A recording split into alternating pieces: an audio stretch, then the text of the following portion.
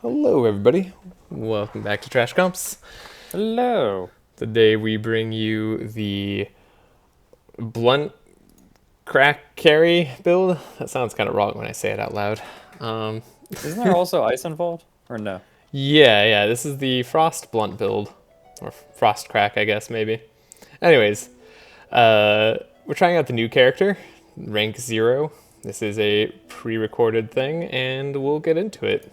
A lot of very sped up footage. So I will go through the perks here briefly. If you want to pause and take a look, feel free. We do have Fortify going up to 50 charges on everybody, increasing blunt damage. We have the Frost perk to reduce their blunt resistances on enemies for every Frost charge they have by 0.3, I believe, which ends up adding up fairly quick.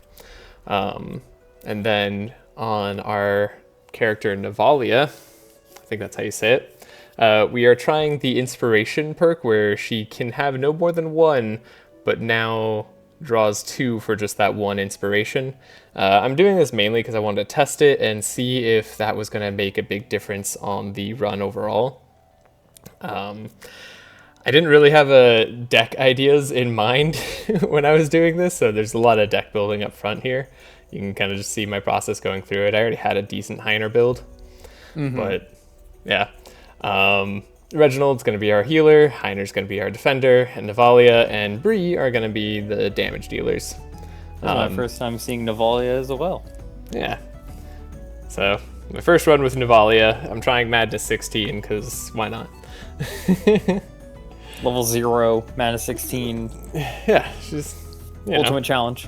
She's a little 0, not ultimate challenge, I would say. You know, Bree crack, we already knew was good. However, after this patch, I was very concerned about the power level overall of our characters. So Bree, I do have the powerful perk going up to 12 instead of having the now 7 powerful perk, but you get 10% per powerful charge of damage. So yeah, that change was pretty big. It definitely, I felt the impact of it very early on because I wasn't getting as strong as quickly from even some decent sources of powerful that I had, like the War Banner. So yeah, it's and then towards the late game too, that missing that extra 30% damage, it turns out to matter a lot. Yeah, that makes sense. It's kind of big. Yeah. So here you can see I'm really struggling with her deck because, you know, she's a mage and a warrior and she has access to all the cards, which has some really awesome potential. Like, I really like the idea of split class characters or split class characters in this game. Man, speaking's hard. Or you could just say multi-class, like or multi-class, like a normal person. Thank you. Yeah. But it really is difficult to figure out what the optimal play or like what the optimal deck might look like, just because there's so many options. Also, a lot of cards have changed. Leather Gloves is a really good pickup. Is it true where it's like it literally is just they have access to all the cards? Yeah, they have access to all the cards. So how'd they just not the best? I mean, the level up traits and talents also really matter. Yeah, that's right. Here I am buying a divination because I wanted a few more shards. But I think I end up not doing... I end up not buying the card anyway that I was going to buy, so... sort of a waste of divination, but it was fine. I got some cards out of it for people's decks and keeping them at 15. Also, we do have the whole treasure hunt event that is in the lake area. We're going to be going through that this whole time. Honestly, when I first booted up the game, I was just planning to like make a deck for her and see what she could do. And then I saw that event and I was like, well, I'll make a video. You know, how often do you get to do the super treasure hunt? And yeah, here's also, that video. I will admit, you're close, but Reginald, I mean, I guess Reginald's cloak's slightly gray, but it's like, it still kind of hurts that everyone else is like dark and purpley. Yeah, I'm sorry. My theming is a little bit off. It's at least okay that his like bottom undercoat is gray. That's fine. Yeah. So hopefully the gameplay here isn't too fast. I do have like some long pauses. I was learning what Vengeance does. You do have to pay extra energy because it's a repeat card. I had to retry this fight, it looks like. Right off the bat. So, you know. Is Vengeance her unique card? Everything's going great. Vengeance is her unique card, yeah. It does some pretty good stuff. I can maybe pause it next time it comes up, just show what it does. This fight's a little bit difficult straight away, and I was taking more damage than I wanted to, but honestly, I'm also not used to having like a dedicated healer and being able to like block and recover over a grindy fight. I'm used to the monsters sort of outscaling you if you don't kill them fast, so it took me a while to adjust to that this run. So I was definitely like feeling it out. Heiner's still pretty hurt, but you can see the rest of the team's recovered really well. How many also upgraded helping hand. Great get. Nice. Get that shit. Oh. How many level 16 runs have you done, or Madness 16 runs have you done since the big patch? This one. This was my first. This is the only one I've done. One and done. I have done very low level Madness runs just to unlock the new characters. So that's true. But so I got to see a few of the new monsters and stuff, but obviously not in all their glory. And unfortunately, taking the route of the treasure hunt here, we won't be going to the desert land. But I think this was the more optimal build for the new character. I'm excited to go to the desert land more. It'd be neat if they created a new like treasure hunt style, but of course it went through the desert, like a raw disc, like a sun disc. I mean, yeah, they might have. Honestly, I'm not sure. Oh, I guess that's true. Yeah, that's the reason why it wouldn't exist. We just don't know it of yet. Yeah. So I haven't looked up everything for the patch. Like I followed the patch notes, but it wasn't very clear. But yeah, Reginald, I'm honestly very happy with his healing. Kind of reminded me, I was like, oh yeah, you can have like a dedicated healer, and if you can block and only have a few enemies on the field, you can actually heal up over the course of a fight rather than take permanent damage forever. So how come she sees 4 cards? Because 2 of them are always warrior and 2 of them are always mage, I believe. Oh. So that's how the multi-class characters work. I did do one run with the cat girl, just testing it out, see to make a deck, kind of like what I was going to do with her. Yeah, they're both paladins. Oh, they are? Yeah, she's just a dark paladin. Oh. So instead of a cleric warrior, she's a mage warrior. Mages are evil. Mages are dark and evil. I mean, that is the main villain of this entire game, but I don't know if that's the message they're trying to send here. Oh, yeah, now you bring it up. But yeah. I wonder if this man has a personal vendetta against fire mages for some reason. It's a Starfall.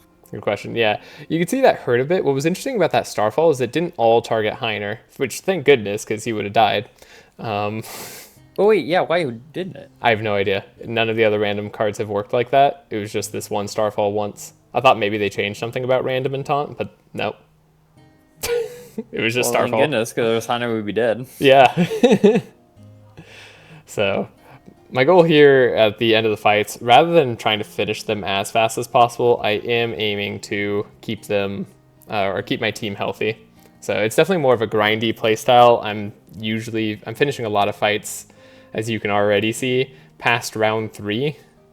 And the Dryad does not make this easy. Being a healer and sort of a grinder itself, as well as the super damaging Pyro Mage, who's going to blow up Heiner in a second. Yeah, there you go. I just can't keep this guy healthy.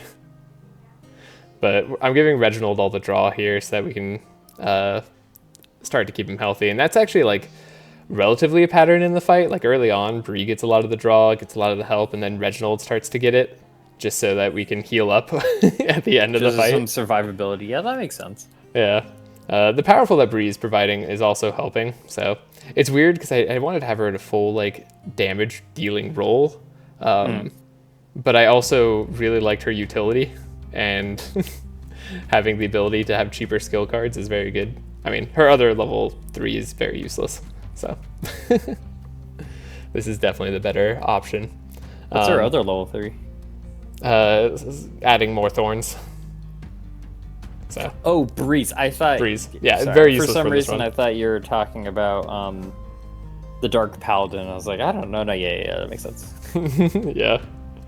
I wonder who, like, even if you're going a thorns build, is it better to get the thorns? Is it better to get the thorns? Oh yeah, it probably is, because a lot of the thorn stuff is not skills. So. Oh, okay. If it's just like sheer defense, then yeah. Yeah. I think that's I thought how they were skills though. They balance it. Some of them are, so it depends.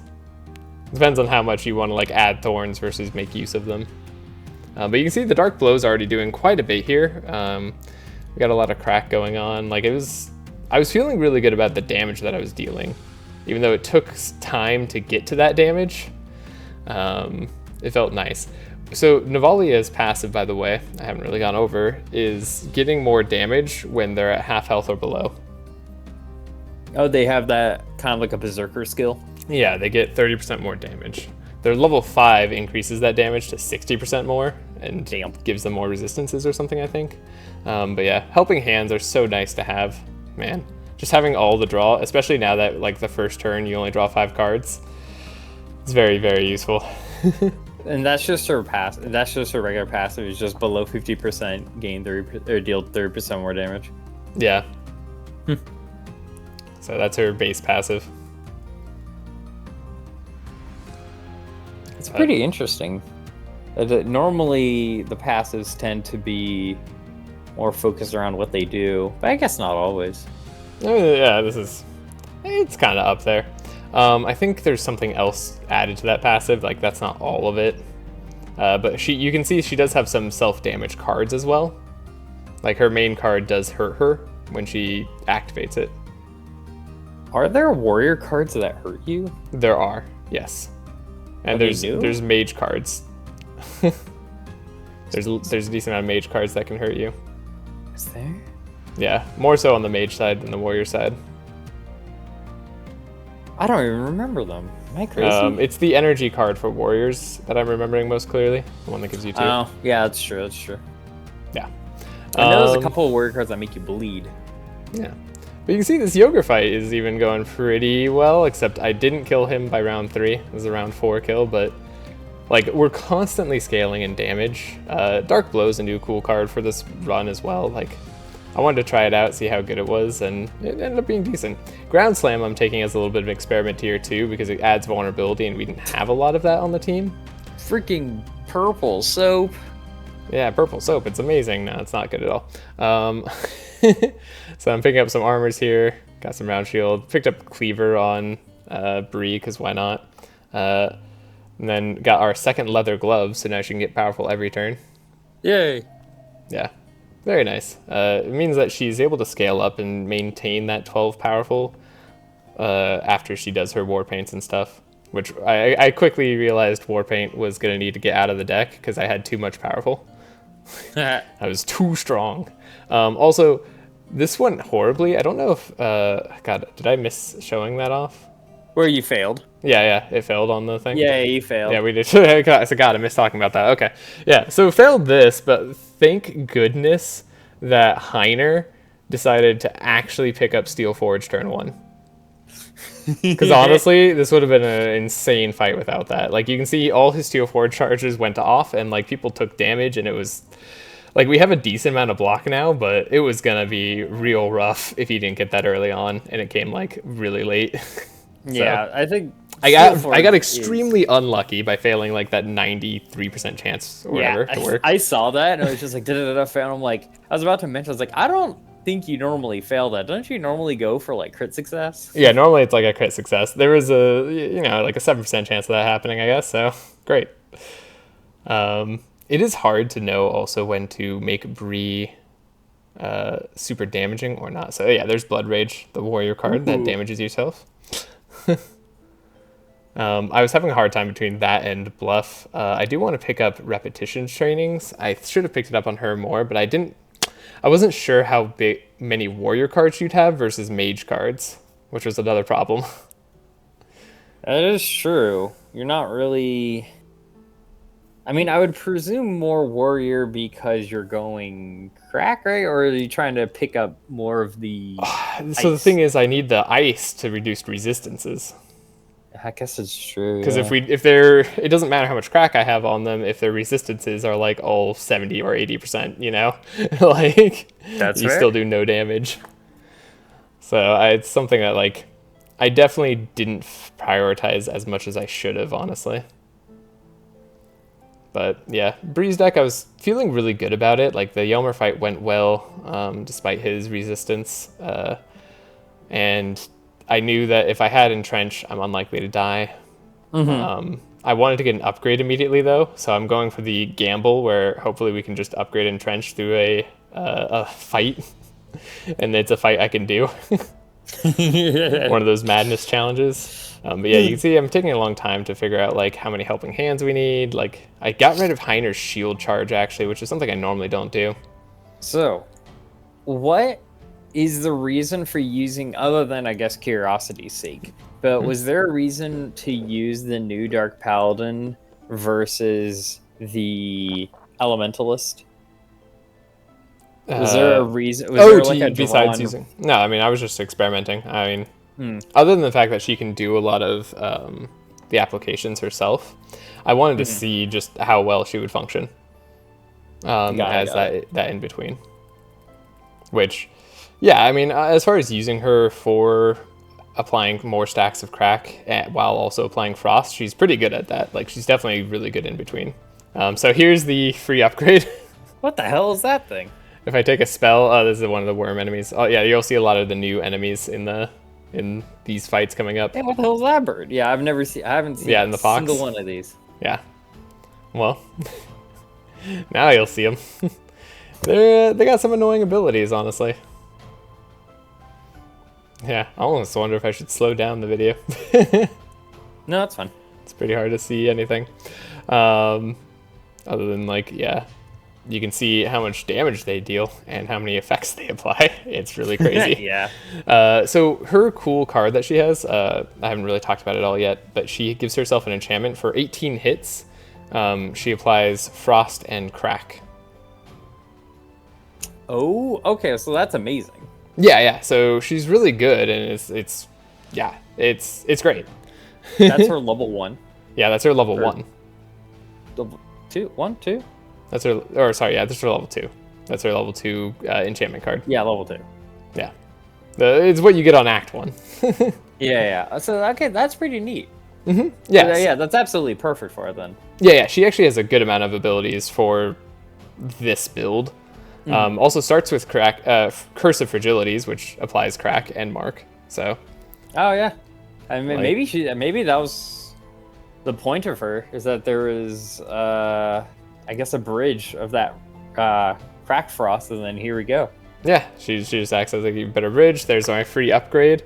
I'm upgrading Helping Hand on Navalia because I think that's actually just worth it. Must have helping hands. It's just good to get Helping Hands up there. And Pummel, I also bought unupgraded, but I was able to upgrade it so I could target anybody. This is what I went here for. It actually got a purple stone maul. This is why you go the green route. So I can't believe we got the purple stone wall. Yeah, you're always going to go the green route if you're going for the crack build because you want the stone maul. I mean, it's not that crazy. It's plus 1 more damage and plus 1 more crack. It's fine. That's pretty cool though. It is cool. It's fine. Yeah, in the tier list of meh to holy crap, it's busted tiers of purple, I think it falls definitely in like D tier. I mean, I wouldn't say D tier. It's like you know, it's still better. It's still All extra purples damage. are better. Yeah, it's except still for a few. extra crack, like applying that faster. You can see I'm not getting to 100 like all the time, so it's still definitely good. It's just it's not insanely impactful, honestly. Like I said, I guess we would put it more in frost. C tier. Yeah, it'd be more like a C tier at least, maybe even B tier, because it's not a bad effect, or it's not like not meaningful. I guess it's true though, is that if I would say maybe like C tier for only talking about items, but cards as a core is way different. because cards there's actually other versions, while it's just like no purple item is worse than its original. Yeah. 'Cause I don't think so. Yeah. For this build, what's really interesting is I was debating on like whether bludgeon or not, or like was a good card.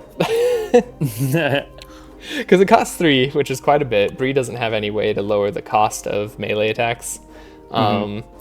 So that's most of your turn. It repeats twice and it adds crack of its own. Its base damage is all right, but it's no, like, you don't repeat as many times as Pummel, so you're not getting as many of the other charge, like the other charges, and Pummel's one cheaper. So you could play 2 Pummels, and yeah, I just end up thinking it was not a great card.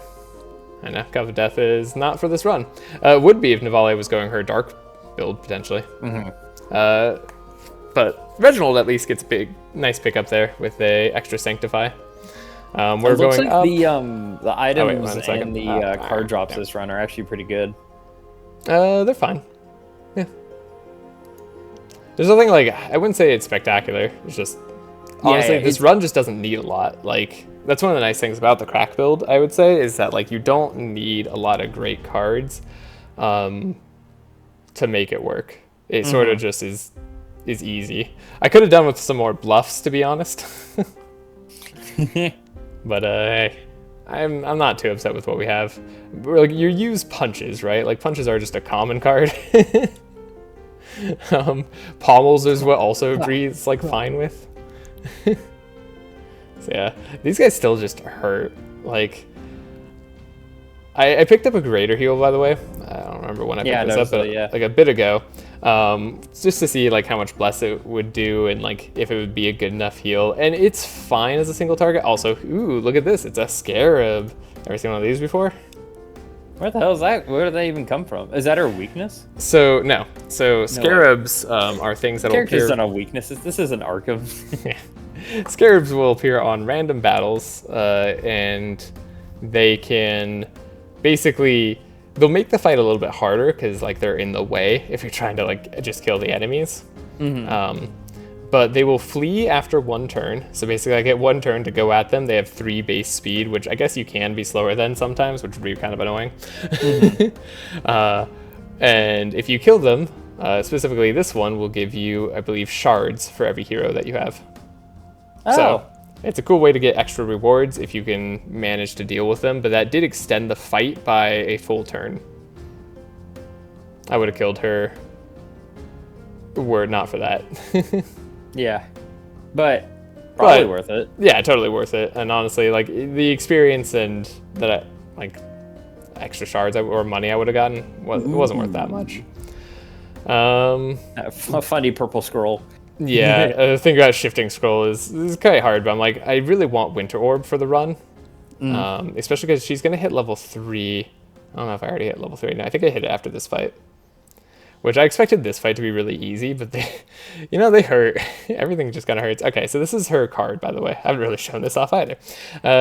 So it does damage to you equal to a percentage of your HP, which is just 10%. So when you repeat up to 3 times, you lose 30% of your HP straight away. And you can see it does a...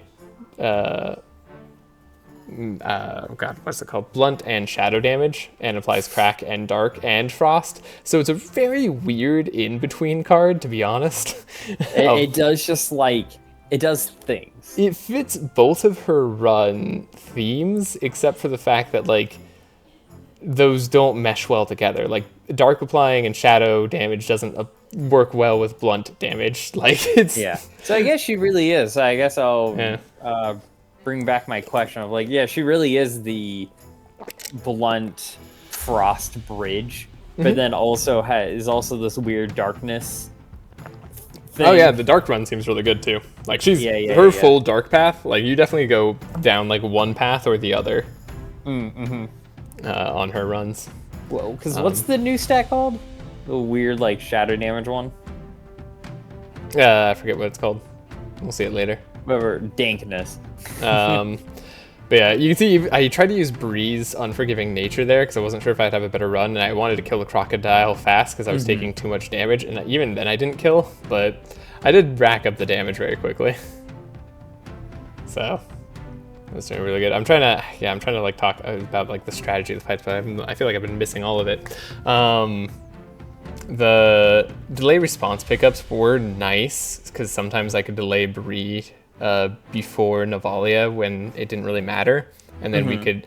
The awkward part was that like the first helping hand I would give her would speed her up, so it was like a debate on whether I'd want to give her a helping hand earlier or not. Also, purple helping hand. Hey. Which is not necessarily better than regular helping hand, so I don't take it. Yeah. Oh. It's just not actually better. Yeah, I guess that's also true. Like, that's the big one about purple. Oh, and here's the level cards. ups. Okay. Sorry. Really quickly to show off her thing. When you play a warrior card, reduce the cost of the highest mage card in your hand by 1 until the end, until discarded, and then when you play a mage card, reduce the cost of the highest warrior card by 1. Procs 4 times a turn. So yeah, so you pretty much, you can actually get 4 energy back instead of the normal 3. You just have to play the weird, like, 2 of each. You can either play 2 of each, or you could play 4 of 4 one. warriors, and then 1 hopefully high cost mage card, right? And so I picked Yeah, up Winter yeah. Orb, and I have punches in her deck, so that's actually very likely to work out. oh, Scourge is what it's called. Scourge, yeah. Yeah, that's right. She gets +2 Scourge on enemies and also reduces all resistances. Scourge seems really amazing for the dark build overall, or darkness application. I'm really excited to see if it's actually viable to go just dark application, not necessarily shadow damage build. Because we know shadow damage build is fine. You want darkness to work, even though it's so bad. Yeah, so I got more healing on Reginald. I'm actually going a true healer route on him this time, just because I wanted to feel that strength. And yeah, Bree just gets her skills are reduced because, yeah, like I said earlier, her other thing is pointless. But yeah, you can see already having that Curse of Fragility. Her energy efficiency is pretty up there. Drawing Unforgiving Nature first turn is honestly one of the worst things Bree can get. Because you're trying to do a setup. Yeah, because I really need to get it second turn because she goes before Reginald and Heiner. Like, it's hard to set her up when she's the fastest on the team. Yeah. So it's something that, like, she's also fast. yeah, I need to get a, what's it called? That one skill card that, like, lets you put stuff on top of your deck. Also, there's Winter Orb. Doesn't do a lot of damage, but it does apply a good amount of frost. Is it called setup? Or is that the scout one? That's the scout Battle one. Plan. Battle Plan, that's what it is, yep. As it is, yeah. That's so good on Bree. Oh, yeah. Just free, straight away, pick what cards you want on top, you know, draw 3 extra. It's, yeah, amazing. Yeah, the fights are now going really well since I've leveled up. These guys are actually kind of an annoying combo because that bomb guy will do electric damage. Gonna face? I don't know, but like they do electric damage. They work really well with these other like like serpents, you know? It's kind of painful. But here's Unforgiving Nature, totally necessary damage. Wasn't an extreme overkill. Ooh, purple battle shout. You can see how excited I am mousing over that. Everything else was, I was like, nothing else matters here. Because honestly, the thing about Bree is I didn't want her to have a battle shout staying in her deck, but no battle shout outside of purple disappears. But I wanted to be able to play it one time just to get her and other people's powerful up to the levels that were needed. Purple Battle Shot is still pretty decent. Yeah, it's just very good. I'm so excited to see it. Yeah, it's very great. Battle Shout with Bree is always a hip hip hooray. Yeah. I was trying to figure out how to play Winter Orb there and I couldn't. Having too many expensive spells is also really bad. I'll learn that lesson later. Yeah, that seems like a duh, but no, it seems like a duh. It's just, yeah. Well, you wouldn't expect to draw them always at the same time, but you know, sometimes you just always do. find a way. Yeah. Bad turn for Unforgiving Nature, so I'm going to continue to hold on to it till I can get the big Wombo combo turn. This is the first mini boss I felt like was really being quite difficult. One, because I hate the Hypno Crabs, like they ruin your draw, and we already have Inspire like problems. Like God, Hypno Crabs are bastards. Yeah, they're really annoying. I was having to kill one before it did anything. Look at this. Like I still had a huge turn, but I could have had a much better turn. And then he summons more. Jeez. Yeah, so at this point I'm relying on pummels basically to carry me through. I do like the clarities as well for removing insanity. So we got actually like quite a bit of just sustain with Reginald. I mean, it makes sense. It's kind of the... But she actually pulls that off really well. Oh, dude, this was a hard choice. Ooh. Divine Power I or would upgraded Meditate? I would say Meditate. Gold Meditate.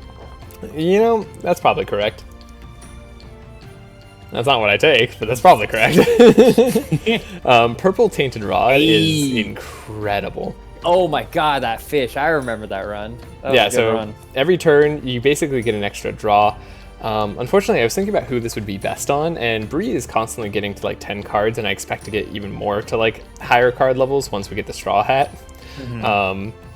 So this is technically best on Navalia, who doesn't have another way of drawing an extra card. She can only have a max of 7 draw right now, except if you give her Tainted Rod. Plus this also does like some hit damage, so she can get that. Also, I was looking at this, I was like, oh, Golden Chalice for Reginald's gonna be really good, and then Gauntlets is just like a pretty good thing overall, but I can't get Gauntlets on Navalia and get Tainted Rod on her, and Tainted Rod's definitely better. There's also a purple Brigand Armor here if I wanted it, just by taking the other one. Of course, the Golden Chalice, I was like, yeah, that's really good, but then I was like, wait, Chalice of Kings exists, way better. Like, I actually didn't even notice that either. You have Daniel and Cooler Daniel. it was a really big decision to figure out like where Tainted Rod would go, because like I didn't want to get rid of my powerful at the start of every combat with the banner, but I ended up doing it because I felt like I was getting to enough powerful on Bree anyway. Would it be not better on Reginald? But Reginald was going to take Chalice of Kings. Oh, I see. So yeah, I was like, maybe I could get it on Reginald instead, but he's also getting a lot of the draw a lot of the time. So it was more valuable on Navalia, probably. It just made me wish that I had given Reginald the banner earlier. Yeah. But hindsight's 2020, so. Yeah. See, that's you don't really plan to get Purple Tainted Rod. Yeah. Here we get our treasure. I also Megaphone's a thing that exists, so apparently you can be immune to silence. Stainless Cuirass was an interesting one because I wanted Navalia to go before Bree a lot of the time, so I could give Bree some extra draw and sort of set her up better. But there's also an argument to have Bree go before Navalia, so I decided to pick up Stainless Cuirass just for we're like being long and grindy and sustainy, so I might as well do that. Megaphone is cool because immune to silence and more bleed charges and stuff. It's like, this is interesting. I got like the idea you're bleeding their eardrums. Yeah. It's funny when you were discussing about like the speeds and everything else. I was curious if you're going to like pick up something like Stainless Cuirass to try and shift the speeds. Yeah, Eternal Candle was actually also a really nice pickup. Being immune to dark is really good against a lot of the Act 4 stuff, including the final boss himself. Like, that candle is very clutch. Yeah, so it would take something really good to replace that candle. But yeah, I'm confidently getting rid of a lot of the bad statuses that are just taking down the entire team, and I'm like, you know, I miss this sort of grindy playstyle that used to just be our norm. Like, this was just how we played. I forgot Divine Power has Overcharge now? Yeah. Yeah, I mean, it is new to this patch, so I forgot about that. Yeah, it's like this speed, this like round 3-4 speed is what we're so used to. So I remember the old times when we thought that being fast was pointless. I mean, to be fair, like this run feels like it's a lot more consistent than a fast run, and also as you've seen, like I haven't had to like really redo fights. Like I did it in the very beginning, I think, just because why not? But like, yeah, it was something that like it's very easy to get back into the swing of. Also, Heiner getting Enrage. Can I do this? I'm like, wait, a random blob for purple Enrage? Yeah, easy. I was like, also, it's a wet blob, so it's going to slightly counter the Fire Mage. Oh, very nice. So I'm like, also, I saw you got that blue Anthem. That's always nice to have in the back pocket. Yeah, the blue anthem is really just so that we don't die at all to the final boss and some of the other people in Act 4, because having that courage just is very nice on that resistances. I'm still using heals in the deck, and I'm realizing, like, Reginald's deck is very basic, and also most of his heals disappear. Like, in Act 1, literally all his heals disappeared. and that's why I picked up Greater Heal, because it actually stuck around. One thing I would say that I messed up on this run, for anyone who's following along or wants to do a run of their own, is I should have taken the vulnerability on applying 14 crack. I was able to apply crack very easily. But I needed to lower the resistances more than I did, and I thought I'd be able to pick up vulnerability more easily because I was playing with 3 warriors, but it actually didn't fit into the run very well. So, to be fair, getting a purple stone maul, which was, you know, it's surprising, is very surprising, probably not expected, but yeah, I do agree. Now, does it apply it like immediately? Is it the end of the turn? That's the thing, how does that work? What do you mean? Like, is it just a static, like every 14? Oh, it's every yeah, it's every 14. I think it might be end of turn or something. Okay. But yeah, that's kind of the weird part about this. But it is still something I think that would have made the run much better overall. Just because you were playing a grindy game anyways, right? Like, I'm not going for the turn 1 kills, so it doesn't really matter that it's a little slow. But yeah, and like the only thing giving me vulnerability right now is Bree's like AoE card, which I'm finding not to be very good. And honestly, the reason I'm able to apply crack so much is just because Navalia is also on the team, which I think is what I wasn't anticipating, was how good she was going to be at that. Here's my Unforgiving Nature turn. Get to take out a head and really damage another one. I'm hoping Navalia can finish it off. It's still pretty crazy that Bree's one of the best, like, that level 2 kill spell, or that kill enchantment. Why is Bree so good? Yeah, she's great. But yeah, you can see Navalia actually was doing a lot of damage there too. Totally able to finish off the Hydra by herself. And so both of them are kind of competing for damage at this point. I'll let you take your guess now if you want to bet on who did the most damage by the end of the game. I do take a look to see. But also, man, that poison. The poison's always so scary. I'm going to say Bree does. I'm going to stick with Bree. It's a good guess. It's a good guess. It definitely changes throughout the run. It's a 50-50 chance. Yeah, it's a 50-50, and it changes throughout the run. So it's interesting to see. But man, not having a way to get rid of like poison was scaring me on Reginald. I needed to finish the fight about now. Please die. So it's all in Navalia. Can she do it? 63. It's a lot of damage. Maybe. Come on. Anyway, yep, I'm calculating. Yeah, easy. Oh, but right, you have to go both. And I was like, Reginald's totally alive. He's just gonna get Dispel. It's easy. Got it. Simple. Oh, thank God. Also, now they give me all my Fortify charges. Also, Omen of Peril, because I'm going full healer on Reginald, I was like, maybe that's good. Battle Plan. We haven't picked up the card in years. Yeah, Battle Plan's really hard to pass up, but I don't think it's super worth it on Navalia, but that's mainly because I misread her text. A new Chalice. Yeah, Chalice of Queens is amazing for dark runs as well, and I think it's guaranteed pick-upable. Yeah, Chalice of Queens and Kings. So, yeah, when we play spell, like, this is such a Mulaka Chalice. Get all that regen. I also end up going for Hydra Egg here. You'd be proud of me. I didn't stick with Heiner's core till the end of the run. Oh, thank God. Thank you. Being immune to poison's nice, but yeah, having the extra regen's like, it's something. Titan Gauntlets is obviously just better than what Bree was carrying anyways, so might as well take that. And I need to get the poisons out of these guys' deck, and we're going to Lava Land because picking up the wall is going to make it so that Heiner can put a bunch of fire on. Purple Chalice of Kings. There goes poison. Yeah, Purple Chalice of Kings. It just doubles its effectiveness. It's just +8/+3/1? Yeah, sorry. It doubles the charges of Bless, which is I really, see. really strong, and Sanctify. But yeah, there's also a Warhammer in there, which is not needed. Also, here I'm like, I need AoE heal for my man Reginald. Prayer of Healing, still the best AoE heal. Don't need anything No else. patch can change that until Except- I guess it does at some point. Yeah, arguably Spark of Life would have been better on him, and then I was like, right. Because he does we the... find sparks of life everywhere.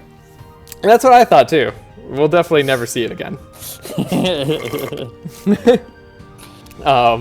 But because he does the give bless to other heroes when you heal another person, or give bless to the weakest hero or lowest health hero when you heal a person, the Spark of Life ends up being a bit better, so that way you don't heal them I all thought at once. his ability was just like whenever you play a heal spell. Like, No, it's whenever you heal. oh, that's right. So, That's right. but it's also whenever you play a heal spell, you gain an energy back. That's also part of that same ability. Got it. That's right. That's right. So here's Shatter, you know, applying more blunt for the frost that they have, which is a great way to contribute to applying crack for Evelyn, but not honestly as good for Navalia, though it's still decent, like X base damage off of the crack. So it's good damage, but it's not as good as it once was, I feel like. Treasure's still okay. Also, I need to get rid of these heals because, like, one, I have them disappearing anyway. Like, it's pretty bad. Until you just need something better. Also, pommels, because they can only ever hit the front monster, it's not really that useful. I should get rid of those as well. Steel Skin is honestly one of the best block cards in the entire game for Heiner.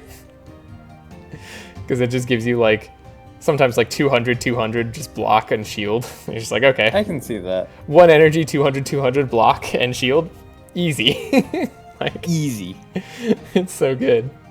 But yeah, the decks ended up going pretty well. We have the Jade key from the chest, so now all we need to do is pick up the main key in the Black Forge as well. So this is the, like, I'd say the standard route to go for this run, regardless of whether you were going the Straw Hat build. So I think the Straw Hat just, like, super works, like, synergistically with this. It's not like a choice that I'm not, like, sacrificing anything else on this run that I'd rather have.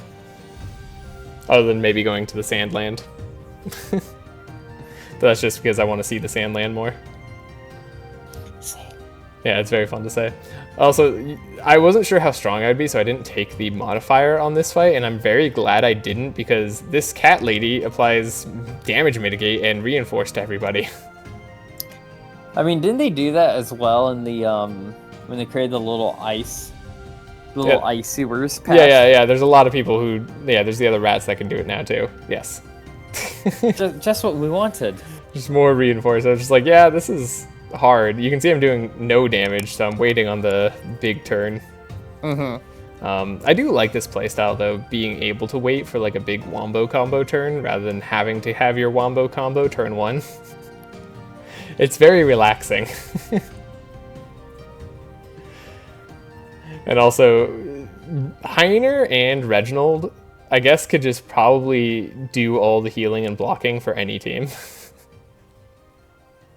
Yeah, probably. This is pretty cool. The one downside about this this particular setup is that Fortify is not unpurgeable. And there's no way to really... ever not purgeable? Yes, you can pick up a perk to make it so that it can't be purged. Oh, that's pretty nice. Yeah, unless it's specified. So, like one of those ones. This is very nice. But yeah, this fight was grindy. I had to think a lot about this. Here's my wombo combo turn. And even then, it's like a squirrel's gonna survive, but Navalia is here. Surely she can finish off a squirrel. Nope. I just drew too many of my high cost cards, and this is part of the problem with picking up Shatter on Navalia as well, is that it stopped making my Winter Orb the cheaper card. And here's a Jade Scarab that appeared, and look, it starts with a bunch of evade and a bunch of buffer. And so this gives you both gold, I believe, and shards. But it's also extremely tanky and difficult to take out. I'm like, come on, Hydra. Hydra. Come on. Come on, Reginald. Wait, Reginald has no damage cards. Nope, he's just a healer. This guy just gets away. And I'm gone. It's very annoying. I'm like, is Superconductor worth it? Can you make it blunt? If I get that one melee weapon, I could. But that's not a guarantee whatsoever. That's fair. So I didn't take it. We're going to the arena, because of course we're going to do all the combats in the arena. It's a very good way to level up quickly at the start of this act. And I've been trying to actually take more fights at the start of each act so I can level up one fight faster on every subsequent act.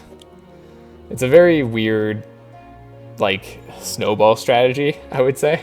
But it matters a lot with the random battles since everything scales up during the middle of the act. And if you are behind on level, you feel it. You really feel it. Yeah, it hurts.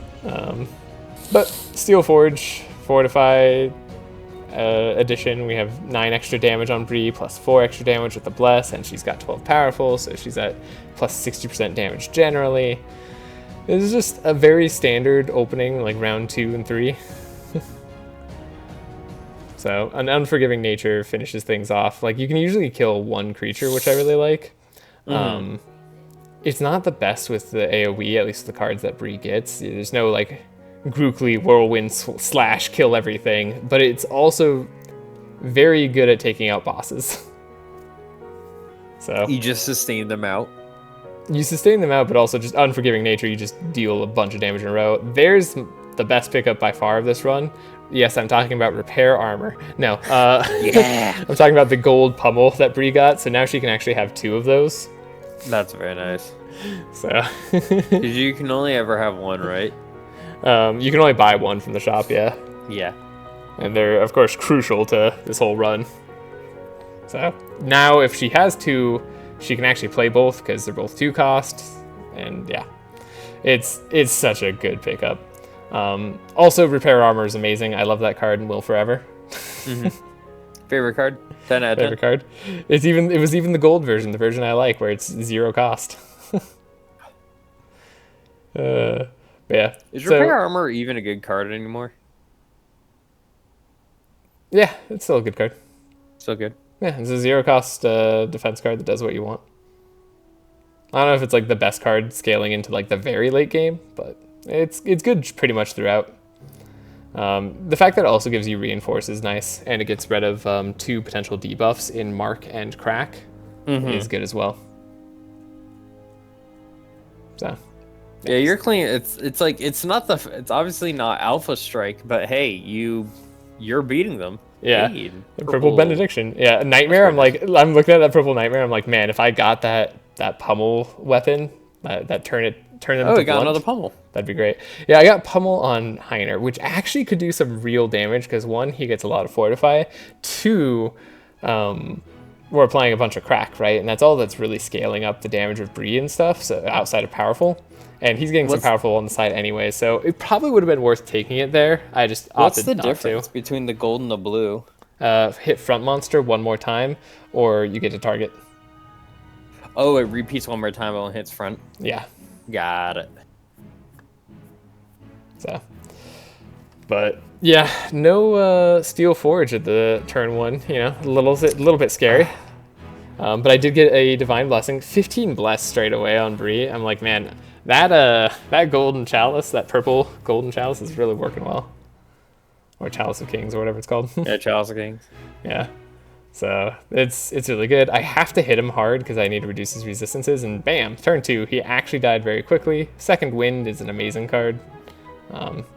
Given how grindy the fights were, I was going to pick it up. Repetition Training, I do believe is worth it on Bree, because if I can get 2 of those or more, or just however many of those I can get pummels to be free and play them maybe not just twice in 1 turn with Unforgiving Nature, but 3 or 4 times potentially. So, depending on how long I take to set up. Also, the Omen card is not treating me poorly. I wouldn't say it's pretty the most nice amazing for thing, once. but yeah, it's doing things. We don't tend to grab that card. No. To be I mean, fair, we just we haven't also played a haven't healer had in a a long. dedicated healer on a team in a hot minute. Yeah, exactly. Because the And I passive healing is so remember good. seeing that card and thought it was the best. I was just like, oh, this is so good, and we can get Panacea. I mean, it is good, and it permanently reduces the cost of the heal. That's true. So it's cool in a grind out fight, which I have to remind myself this game is actually more suited to. And I feel like the developers wanted people to play that way too. Not really Makes sure, sense. but given given what I saw in this last patch, what Entrench? No, Steelforge. Yeah, Steelforge, yeah. Do you think Steelforge is the best level 2 card? I mean, it's certainly the best defensive card. Sure. I don't know if it's the best level 2 card. Their repetition training, even putting the pummel back on top of my deck so that I could have it next turn, was super helpful. Also, man, I hate the seahorse. Like, it's getting me through my block. Like, that's what's impressive, is I got Steelforge and it was damaging me through that because of those freaking electrolysis stuff that I'm drawing. And I'm dispelling the shock, like, a lot. The seahorse is a menace. Yeah, purple seahorses, or what are they called? Leadered? Yeah, the leader seahorses. Oh, Yeah, also leader seahorses are no joke. God. upgraded Mass Dispel. Oh my goodness, this So, early too? Yeah. So Navalia's level 4 is kind of pointless for this run, I feel like. Well, it's not pointless if you're actually like focusing on her being the super damage dealer. The other reason I went with Heiner and Reginald for the block was because I wanted to see if I could like mess with her duality of being like low HP and then dealing more damage. So you can see for every when you're under 50% max HP, you do plus 30, and then for every 1% of missing HP below 50%, you gain an additional 4% to all damage done.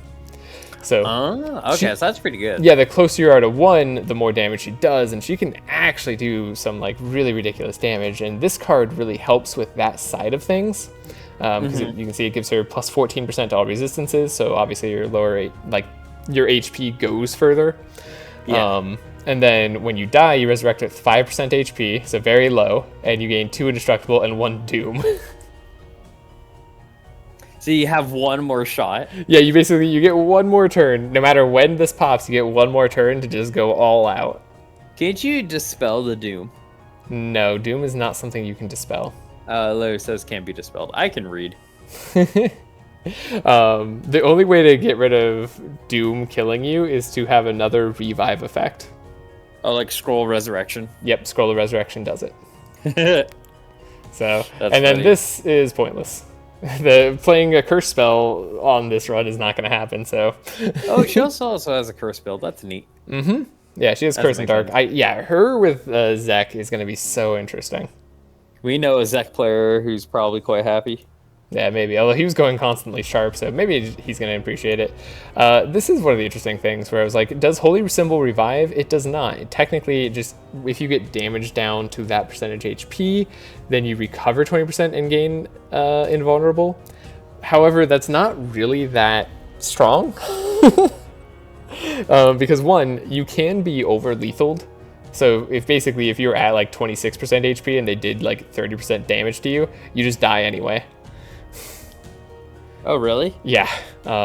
Similar to, it's true for enemies as well who have the same sort of effect. Like the angels that you fight in Act 4.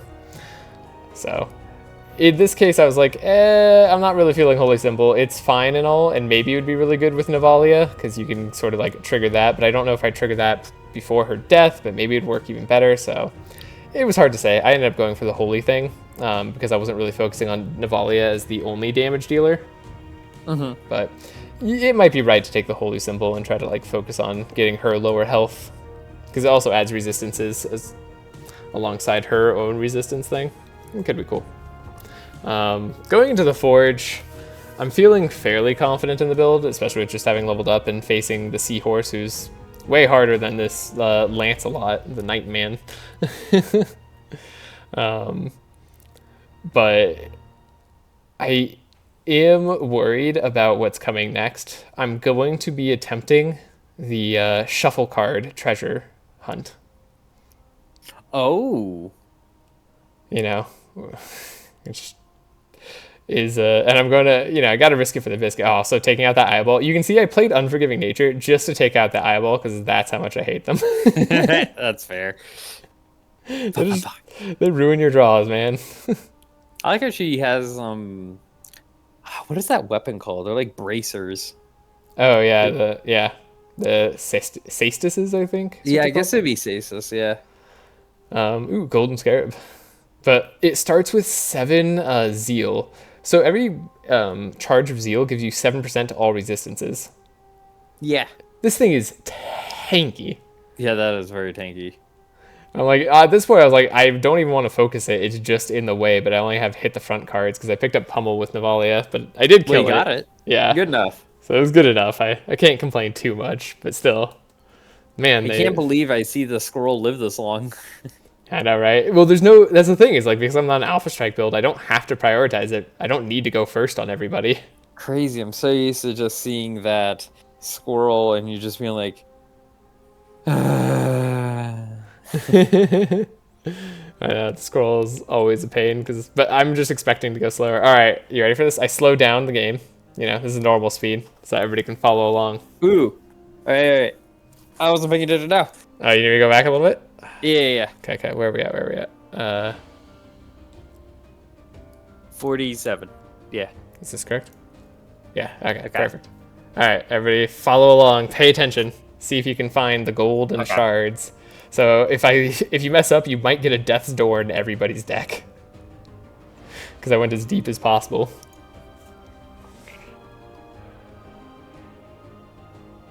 All right. It's the fourth. On the fourth on the left or right? Right. On the right? That's what I think too. Yeah. Easy. Honestly, that one was pretty hard. I like how you're just amazing at this game, and I'm just like, not. I'm just like, I think I'm a normal person. It's the one skill I got. Also, these guys are very tanky. Their blunt resistance is a little up there. Oh yeah, this is the These are the new golems. I mean, they're basically Hydra. Mm-hmm. This is the new golems that I've only seen Lucky face. That's funny. Because we never even faced the boss together, right? Yeah, I think you've watched me face him before, but you haven't faced him together. But yeah, it's gonna be a long grind of a fight. Even with 33 crack and 25 frost and a vulnerability, I'm not doing like a ton of damage to that front guy. It takes a lot to get these guys to be like damageable. I do really like their design. These roly boys with like the plate beard. Yeah, good design. I like the cannon bots too. The cannon and the drill. Although they are terrifying. The cannon especially is very scary. But having I did strategically keep rain in my deck up to the lava land. I will never be conquered by Ignidoh again. At least not on a non-fire run. That's my goal. That guy is scary. Also, once you get, as soon as you get Steel Forge, you're just like, okay, everything's set. I don't have to worry about a thing. Also, look, I have 24 Bless on Bree.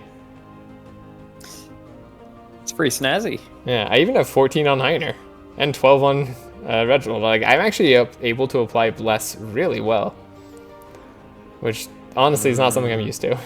Ooh, you got the Dawn's Light.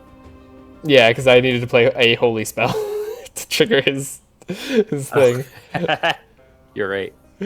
So this fight, I was like, so you could do the strategy of targeting the head. The problem, or not the head, but the driver's seat. Yeah. The hard part, cockpit. Yeah, the cockpit. The hard part is I don't do a lot of damage very quickly, and the way that I apply crack is by like hitting and doing damage. But he has a ton of block. So yeah, you can see that also didn't work out. His cannon just instantly killed Bree. So that's because she has the highest HP, whereas Hydra has more of the resistances. Oh, but it just targets the higher. But it targets the highest HP, and she's actually beating Hydra. He goes down to 87. She has 188 even when I play Blood Rage. and I can't like heal Heiner past that. So it's a little bit of a struggle, because that's just gonna kill me every time. I'm looking at that card again. I'm like, wait, is there any way I can avoid this? I can't. This is actually like, I was worried about this run a lot because I'm like, Bree, your HP, it's too good. It's too good, but not good enough. Yeah, too good, but not good enough because you just die instantly. And unfortunately, Reginald doesn't get his rain card. But I am able to damage her more, so it works out. The way that I damage her more, by the way, I don't know if you saw, but it was attacking the main driver's seat. The cockpit. Yeah, the cockpit. Thank you. Words. But yeah, attacking the cockpit was my only way out of this. I don't think there was a single other way to have Bree survive this fight. That's a funny strat, but hey, if it works, it works. Yeah, it was kind of hilarious, and I was like, wait, yeah, because I could heal everybody else to full without healing her up. And then all I needed was Heiner to be at max. And Heiner, you can see, took it like a champ. Also, the fact that he can be slower than Reginald helps out a lot, so you can heal him next turn. The big problem was Bree also was going first on the very next turn. So that was a really rough draw. That was one of those instances where I felt like the lack of an extra 6th card was really going to do me in. On turn and then 1. You're going to curse the devs, scream their names into the heavens. No, I was just going to cry. Cry into a little corner. I'm not that aggressive. Oh, man. But yeah, it's so hard for me to get through the thing. And I'm like, you can see me too. I'm just like, I'm going to focus this cannon because this cannon is scaring me. I'm like, I can't have it kill Bree again. Just Bree, like a simple, like, please no. Yeah, Bree being too fast for her own good. Really putting a damper on things. And there he goes, targeting Heiner again. Heiner just doesn't care.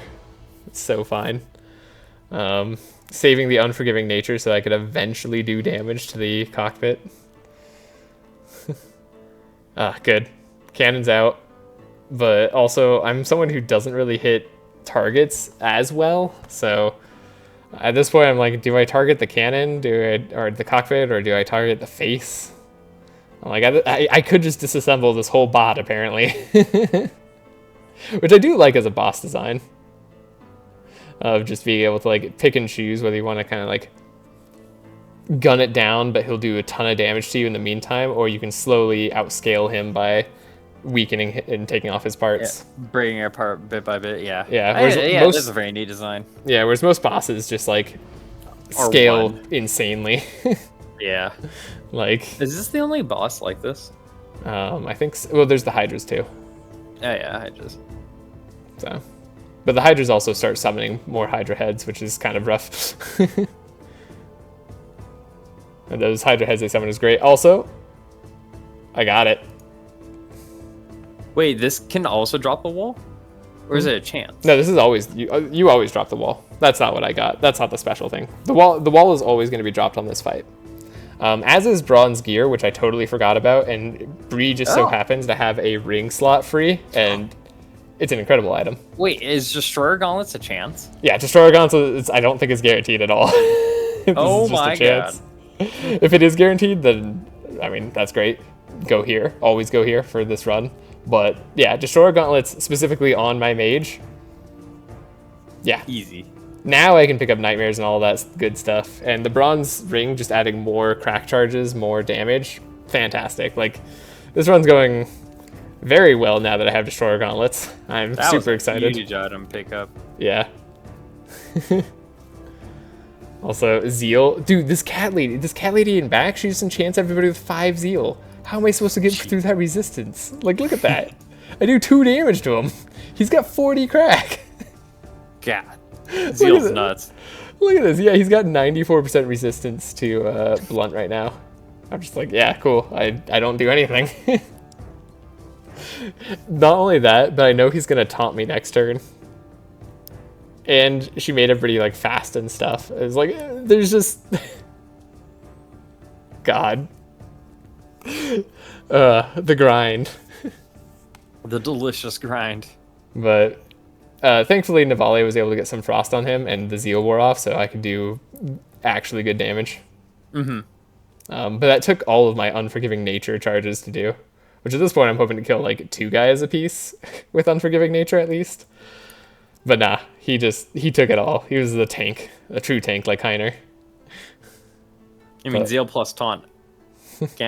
No real way out around that one. Yeah, some very interesting strategy. Yeah, I'm excited for the more Zeal strategy as well. I tried it out a little bit, but I didn't like go super hard with the burn build, and I think like I want to try out the cleric warrior paladin. I wonder how a super damage focus on her. Because there's a chance that it's also like 8 Zeal, 5 damage mitigate, reinforce. This guy has 100 crack on him, and he's taking 8 damage a punch. Because if I feel like it's one of those things where it's only really annoying when kind of like mitigate is, where it's like it's only really annoying when the enemy does it, but it's not worth it for it to be run in your deck. Zeal? Yeah. But Zeal also increases your damage per burn charge you have on you. Well, that's true. It does both, but what I more mean is like that combo. Like the whole Zeal mitigate taunt thing. Oh, yeah. I mean, in taunting in general, like, you're probably not planning around Zeal to do it. So, true. But yeah, that guy had 45 frost on him as well, but it just wasn't enough to lower his resistances past, like, 90. But now he can actually die, now that Zeal's gone. But man, like, she could have just kept him alive forever. I can't even kill her. It's, like, really embarrassing. Oh man, here's another round 5 fight. Ugh. It's a bit painful. I'm like, finally, now that Zeal's gone, it's like not even effort. Tremors Not also even a fight. I want to say they created a card called Tremors where it applies crack to all monsters and like you repeat 3 times, and that's like all it does. Or sometimes you can do dark as well. I don't think you should ever take it on a crack build or probably even a dark build. I don't know, maybe dark it's worth it. It's just bad. It's a 3 cost, I think skill maybe, but like that's never going to be the fastest way to apply crack. And yeah, it's just, I don't know. I don't really understand why that card, honestly, I would be hesitant to play that card if it cost 1. Yeah, it's one of those things where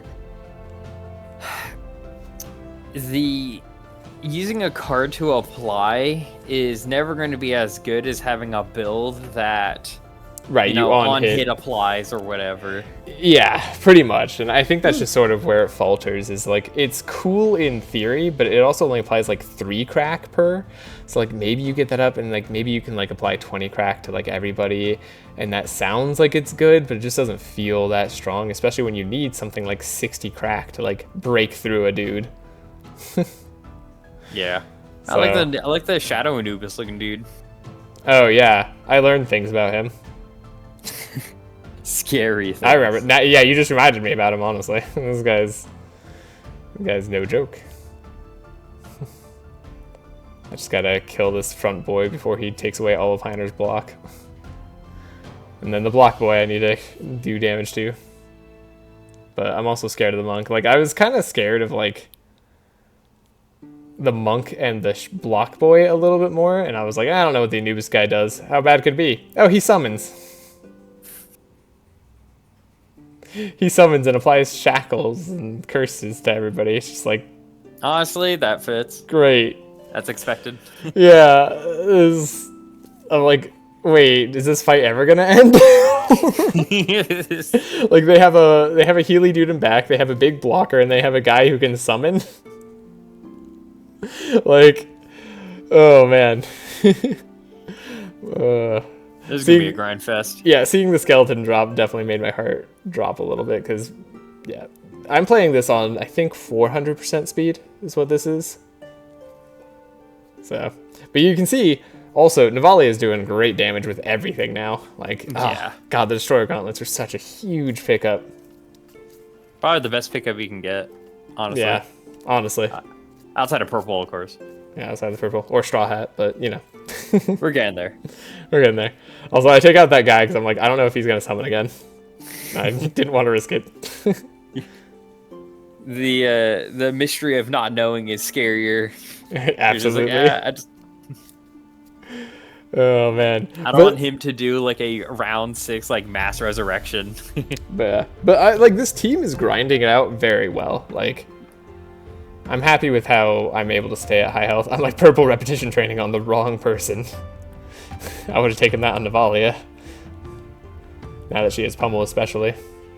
I do upgrade Winter Orb here because I got the free upgrade. Repetition trainings, I do want to decrease the cost of pummel permanently. And then I think I want the other repetition training to put it straight back into my hand and cost 0, so I can just replay it that turn. Isn't Navalia getting Berserker the Berserker gloves really good because you can get like, you know, Thunderball. Yeah. That's what I was saying. Like Nightmare becomes like the best card in the game for her. Oh yeah. Yeah, like absolutely. Like it's insane. Whereas like Bree had it definitely because 1, she already had the hammer, and 2, just didn't really need it. Like she's already doing blunt damage completely. The greatest gatekeeper. Yeah, dude, look at him. He's still hurting so badly, and I feel like 100 crack on him, and I'm like feeling like I do no damage. It's so close. But I do draw Healing Rain, which honestly I'm like, this will make everything okay. Now I can't die. Reginald actually healing everybody up to full feels so good. And there's Steel Forge, so yeah. No worries on this fight. Easy. It was round 2. I was slightly worried at the beginning, depending on the cards I draw, but he doesn't heal up that much either, because I just don't have that much fire on me. So, it was good. Now it's the questions. Ooh. Questions that need answering. So questions indeed. Desperate Prayer is a really interesting one, because you can speed up someone like crazy and like make sure they get healed. So purple is kind of deep. Push Forward, I think, is just an obvious take on Heiner. Like, yeah, it's just push generally a better barricade. Though there's times where you don't want the speed. Yeah, you can see Tremors, even with Bree, is 15 to all people twice. And that's all people, including yourselves, which is, again, like, if this cost 1, I don't know that I'd play it. Sanctuary is another really interesting thing because of the Bless, of course. But unfortunately, it's a defense card. So, not really sure about that. Electrocute, I've said this before, and I'll say it again. I don't think it's a good card. No. I would say my pickings for this would be Push Forward, Sanctuary, and... Wait, I was about to say, and the Stone. Wait, that doesn't do anything. Yeah, I would just say those 2. Yeah, so I don't... Yeah, like, I might have done Sanctuary, except I wasn't feeling like Reginald had enough energy. So fair. I decided not to go with it, or Desperate Prayer, because again, the energy thing, I was like, I could, maybe it'd be better than the other one, but it's fine. And then I realized, like, right, Carnage. Carnage is amazing. Carnage Oh, that's right, everything's blunt. Yeah, everything's blunt. Carnage is incredible. I remember she gets to ignore that. Yeah, so it's funny. Here I thought about picking up the Lava Axe for Heiner, because obviously he is scaling on fire damage with some of the stuff he does, but I'm like, his other cards are blunt anyways, so why bother? Plus, Flail, I just need him to draw into Steel Forge, and then we win the game. Easy. There you go. Lava Crystal. It's neat that you get to use cards we don't normally use. Yeah, that's part of why I was feeling this build, is because I knew there'd be some other stuff. So yeah, here I'm looking at it, I'm like, I'm not gonna forget. I'm not gonna forget. I'm gonna go to the right path and get the straw hat. I'm gonna do this. Do you think I actually do it? Yes. Okay, I like your faith in me. It's more faith than I had in myself at the time. Yeah, I think you do, because you're scarred from not... I don't even think if you messed up again, you wouldn't even post this. I think the shame you would feel in your heart. Oh, I would post it. If it was a win, I'd certainly post it. Actually, I think I'll post any run that just gets to the final boss, even if it doesn't win now. Oh, really? Yeah, mainly because content. Yeah, it's honestly, it's just hard to do so many runs. Like, runs take a long time. Yeah, that's true. This run took like half a day, right? So not quite, but you know, close to. I do need to remember to upgrade Pummel so that it doesn't just target the front monster. Curses, I'm not feeling anymore. I have enough mage cards that I feel like I can get my value off of her passive. Nightmare, I really want to buy. I have a ton of shards here, but I need to make sure I'm spending it on the right stuff. I do take out the Greater Heal. which is really nice. I need to figure out what I'm taking out of Bree's deck. It's really hard for me. Shackles of War could make it so that I can make Bree faster, or sorry, slower again than Navalia, which I was thinking maybe would be better. But then I saw Cloak of Speed, and I'm like, wait, Reginald doesn't have a useful armor. I can just make him have Cloak of Speed, and then he can be faster than both of them. But Shackles of War also is one more way to get extra crack charges. And being immune to Shackles isn't too bad. I do need to add some holy cards to Reginald's deck as well, just so that he has them. So I just add some flashes that'll draw him cards, so that I can get the Sanctify off on monsters, so that Navalia and everybody else can heal when attacking. Because it's nice for them to heal on their turn, since Reginald's so slow. I also need to get Battle Plan, of course, on Bree, because that's just amazing. So Yeah. We've not found Battle Plan yet, have we? yeah, my abundance of shards are disappearing very quickly. I found Battle Plan on Navalia, that was golden, but Oh, it's true. It's true. not the right person. Also, Bree's deck's getting very thick at this point, so I was trying to think of like what my end game needs to be like. Whether I wanted to keep a helping hand, because it's been really nice, like just to have a skill that procs or other skill-related enchantment that heals everybody and gives damage mitigate. I didn't go for the enchantment where when she gets damaged, she does blunt damage. I mean, that's like the true way to go, but that's not what I did. Winter's Knight's Tale is also interesting here, because I was realizing I needed more ways to apply Frost, because I wasn't lowering the resistance enough, and I needed either Vulnerability or Chill to be applied. So I decided to go Winter's Knights. We'll see how that pays off. Yeah, I do blunt damage now, so I figured it'd be pretty alright. Picking up a nice bluff here was good for Bree. Like, fantastic, just draw on attack. But I really, really wanted to pick up Book of Nightmares that was upgraded for Navalia. But instead I look at a reoccurring nightmare and I'm like, I mean, that's pretty good, right? Like, That's, 20 damage per one. that's, yeah, maybe 20 damage per one. Likely Sure, far maybe. more. Because of all the crack that gets applied to both instances of damage. Yeah. So I was like, wait, this has to be still pretty good, right? So I could buy a non-expensive one and hoping to get an upgrade later, because I'm cheap and hopeful. I'm a cheap old bastard. Yeah. I actually have quite a decent bit of money left over. I probably should have done something with that money and the shards. I definitely forgot to upgrade Pummel, which I felt really stupid about, especially because I had excess shards. Yeah, but it's But it wouldn't be one of my runs if I didn't make a mistake on something. yeah, I was about to say, but it's such a perfect card to forget because it's not a gold or anything. It's just a small thing that you're just like, yeah, whatever. It's like, right. Yeah. Navalia is now doing really good damage too. That was mostly her damage by herself. Bree has a really fascinating turn, but she needs more cards to draw into damage. Because I have a ton of energy with Bree at this point, but not a ton of other stuff. I don't know what the heck was that. Yeah, what the hell was that?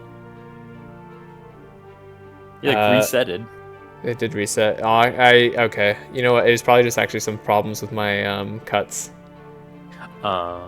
Yeah, I think when I was doing the original cuts on this video, I may have like spliced some things and accidentally added a little bit of extra stuff. So, we'll just see the fight again. It looked like you reset, like after you did it, like, I'm gonna reset this, and you like reset it hard. No, yeah, that wasn't a reset at all. I think that's what happened earlier too. This is literally the exact same thing happening. Yeah. It's just funny. It looked like you like went to the menu, like, I want to go back a couple of steps. Yeah. Whoops. My bad on the cuts. I'm still getting used to the new video editing software I'm using, so it's a little bit more complex than Clipchamp, but lets me do a lot more stuff too. And it's going to be very helpful for my future videos. There's Carnage in Winter's Knight's Tale, which if I play a Winter's Knight's Tale, what's really cool about her passive is that it's any mage card or any warrior card. So it doesn't have to be an attack or any like specific type other than just those. It's just a category. Yeah, just a category, which is like awesome. Honestly, it makes it super easy to pull off. I love it. Like, it makes it also super worthwhile to go that mixed build and play both of the types of cards. So far, I'm really liking her addition to this like strategy. Also, I needed to change push forward to give everybody +2 fast instead of just Heiner +3 fast, because like, what's Heiner doing with that 3 fast? sometimes going before Reginald. Not very helpful. But the too fast on Bree and Navalia could actually make a difference. Also, these big tanky guys in front are very scary to me. Basically, everything that's tanky is now more of a threat to this run than I'd say most everything else. Like, it's weird leaving these gun guys for last. But, like, the tanky guys tend to outscale or scale really well, and because I can't hurt them very easily, like, I have to focus a lot of resources on them, like an Unforgiving Nature turn or something like that. Well, to be fair, in Act 4... since a lot of the enemies are these weird, like, counters, it makes sense that a lot of the tanky guys and the lancers that, like, steal shit and whatever, would be more threatening. It's just the gun guys, you're just like, whatever. Yeah. Also, look at me looking. Breaker. Yeah, I'm looking at Siege Breaker. I'm just like, wait a second, is that a card I should be getting? Like, I think I would have gotten it if it was on Hydra. But I didn't feel like I needed it on Navalia. I think it probably was still worthwhile getting, but I felt like I was going to have 100 crack on the final boss within like the first turn, just from basic attacks. Mm-hmm. So it really would have just been for the vulnerability. So yeah, I don't go for it. I did go the right path, thank God. Thank God. Now, do I actually click on the key and not the lockpick attempt? That's the real question. I'm gonna say yes, but you are gonna hover over the lock and then remember, and then all your memories are gonna come flooding back to how much of an idiot you were in the past. I think that's what it's going to be, though. Yeah. Also, look at them popping dark on me constantly, but me just not caring. Like, Hydra taunting is so risky with gun people, but it's just, it seems fine. I'm really enjoying. Yeah, we still don't know why. Starfall ignored taunt. No, I have no idea. That's probably... It was probably just a bug. Yeah. Most likely. But yeah. Also, we're losing, like, every speed thing here. Like, I outspeed no one. Like, ever. Which is like, no, that's fine. Yeah, no, it's totally fine because I'm doing fine. Oh, also I got pulverized. I forgot to mention that. Pulverized does scale. It has a scaling X off of crack, which is that did a lot of damage. Yeah, similar to Shatter, except Shatter is kind of just really amazing. Yeah, Navalia's thing is doing so well. No, because I had a run recently where Bouncing Shield was doing amazingly. Condemnation. I'm like, do I need the anti-heal? Do I need it? Huh? There's another Pulverized, by the way, but there's no reason for more than one in my deck, I don't think. Bouncing Shield, I want the yellow Bouncing Shield, but I feel like it's pretty good, although Navalia hasn't, like, I haven't been getting up to, like, max block on anyone but Hydra, so it's more of a question. Also, I find I think 3 or 4 purple grinding wheels on Bree. Do you know how upsetting that is as someone who's been playing a lot of support Bree with the sharp teams? It's just like the one time you're not sharp, you're like, we heard there was a backlog of purple sharps. You want it? You need grinding wheels? Like, not just, like, I would have been happy finding grinding wheels on those runs. I wouldn't even find them, but no, just purple grinding wheels. Gosh darn it. It hurts so bad. Oh, man. Yeah, I got my repetition trainings at least. Like, having bluff for free is kind of funny, but I didn't want to draw into my Unforgiving Nature, so I'm going to save that to next turn. The Imp guy in backed, Bellafor 2.0, does terrify me. Or, what is it, Boltfear? Yeah. Like, the 2 fire bosses that exist on Act 4 are, like, just the most terrifying bosses that I think you can face. Like, I would rather face Angels or the Super Knights, like, in Act 4.5, because at least they're not gonna blow me up immediately. Like, okay, he puts auras on everybody, so I'm like, that's fine, and then he, like, nearly blew me up. He also, for every skill that you play, that little debuff he put on everybody, he reduces your card draw for next turn by 1. So you can see Bree has -4 card draw and +1 inspiration, so she's actually going to only draw like 2 cards next turn at this point. Right? I'm just like, Jesus, this guy's insane. And honestly, he does like an incredible amount of damage like the turn after that too. Like, I don't know why those bosses are so much harder than everything else that exists on Act 4, but they are. Yeah, the Act 4 bosses are no joke. I remember the Ignidoh, just like, I haven't fought him much ever since that one time that I was with clerics. Because I remember I was like, oh, I'm doing fine, I'm at full health, like everything was like totally cool. I fought Ignidoh, and like he immediately almost killed the entire team. Yeah, like, I remember. On turn one. I just avoid. Yeah. I remember just like anytime we see an Ignidoh, we're like, nah. Also, I was off by 1 damage. Sorry. Yeah, no, yeah, definitely take everything else. Being off by 1 damage on the card's always great. Just like, you're like, really? Alright. Man, I'm using up all of my Steel Forge charges. The nice thing about Battle Plan also is that it stays in your deck. So it really helps you get to where you need to go. And yeah, I think round 4 or 5 is like where Bree can super pop off. Now here's a new card. Well, what's really funny, choose between Enrage and Omniscient and Mana Gem, and I was like, at this point I think I want Enrage for the powerful, because I wasn't getting to max powerful on Navalia the whole time. But anyways, Omniscience. Omniscience is an interesting card. I tried it out a little bit before. I wasn't sure how good it was, but because that one, yeah. Yeah, but because Reginald is actually a dedicated healer, I figured it might be pretty good here. One, it does provide Bless, so I was like, hey, I want to have him scaling up and doing some damage with his Bless anyway. Might as well pick it up. But 2, you don't always need all your healing cards, right? So they're the perfect fodder to get rid of. Or if you need your healing cards, then you don't need all your damage cards. Like usually is how it goes. That is true. So you remember? I liked it. Yeah, I did remember. I got Catharsis. Man, this boon alone is already just one of the most incredible things. I think you're going to get Straw the Hat. Mirror Cassandra. Ooh. And the Sorry. Oh. No Mirror of Cassandra and no other the dark one. I did get the dark one. There's the dark one if you need it. I have Is there even a purple straw hat? I got all the dark stuff. There is a purple straw hat and it's incredible. It's just better in every way. Here's Butcher's Block, which is another way to draw, but I didn't know if I wanted to get rid of Hydra Egg. I was thinking like the final boss, it'd be nice to have the regen to, you know, counter some of the damage that he does, because I did take those perks. But then I forgot that the final boss just transforms all your regen into poison anyway, so there's no real point in having it at all. Yeah. So I should have taken Butcher's Block here. I don't. I was about to say, doesn't he transform regen? But whatever. Yeah. The dark one is, of course, incredible if you're going a dark build. I think anyways. Not always, but probably incredible if you're going a dark build. Maybe not so much if you're going a shadow damage build.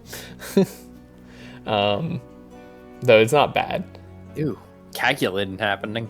Yeah. Golden Bell is what I'm looking at here.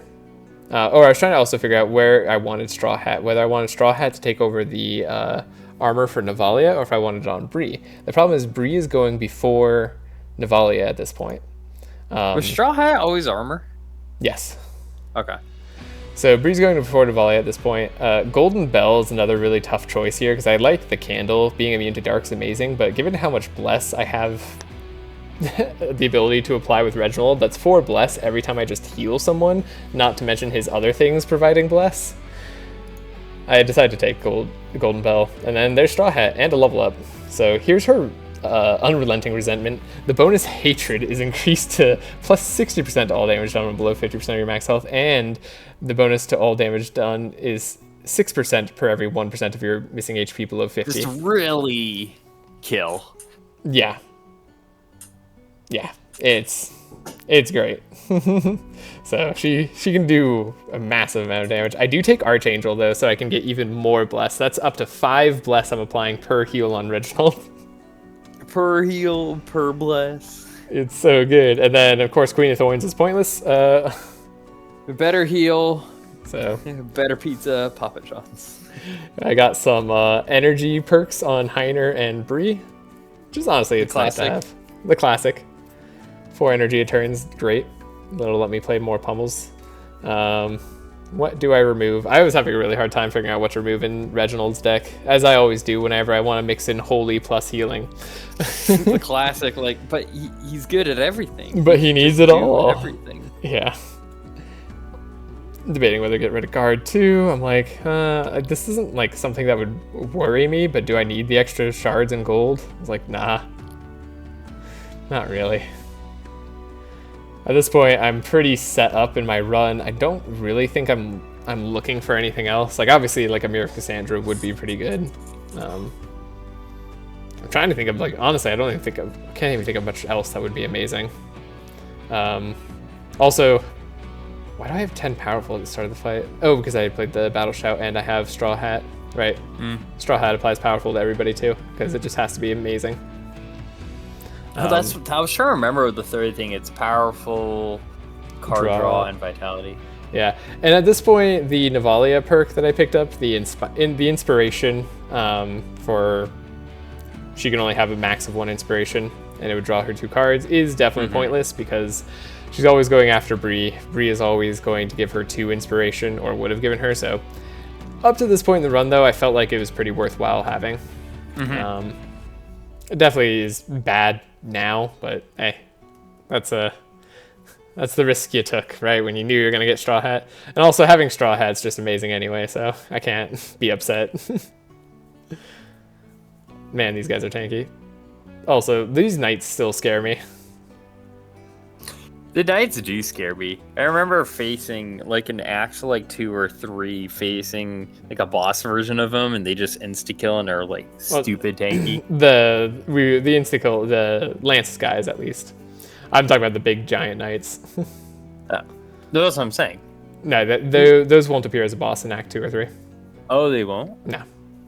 They will only appear as a boss, I think, on maybe this act or maybe even 4.5.